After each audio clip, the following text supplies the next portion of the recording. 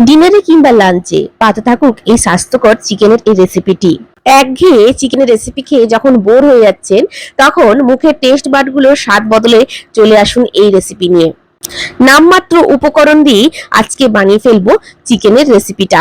ছোট থেকে বড় সবাই কিন্তু চিকেন খেতে খুব পছন্দ করে, আর সেটা যদি স্বাস্থ্যকর হয় তাহলে আর ক্ষতি কি। তাহলেই চটজলদি বাড়িতে বানিয়ে ফেলুন হরিয়ালি চিকেন। খুব কম সময়ে এবং খুব সহজ পদ্ধতিতে বাড়িতে থাকা নিমিত্ত মাত্র উপকরণ দিয়েই আজকে কিন্তু বানাতে চলেছি আমি হরিয়ালি চিকেন। আমার ক্ষেত্রে এভাবে মাখিয়ে করে চিকেন রান্না করতে খুব ভালো লাগে।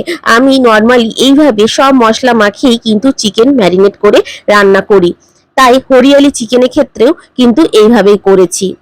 এক্ষেত্রে সময়ও বাঁচবে আর মাংসের মধ্যে মশলাগুলো ঝটপট তাড়াতাড়ি ঢুকেও যাবে, খেতে হবেও কিন্তু সুস্বাদু। লুচি কিংবা রুটি, পরোটা কিংবা লাচ্ছা, দুপুরে লাঞ্চে ভাত থেকে শুরু করে ফ্রাইড রাইস কিংবা পোলাওর সাথেও কিন্তু গপ গপ করে খেতে পারবেন এই চিকেনের রেসিপিটি।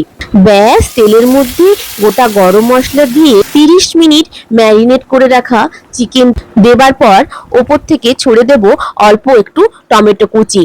আঁচটা রাখবো লো মিডিয়াম ফ্লেমে, ঢাকা দিয়ে রাখবো 30 মিনিট। 30 মিনিট পর তৈরি আমাদের হরিয়ালি চিকেন।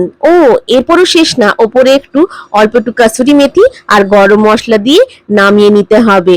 ব্যাস তাহলেই ঝটপট আজকে তৈরি আমাদের গরম গরম সুস্বাদু হরিয়ালি চিকেন। তাহলে ঈদের দিনই বাড়ি ফেরুন। সবাইকে ঈদের অনেক অনেক শুভেচ্ছা, ভালোবাসা।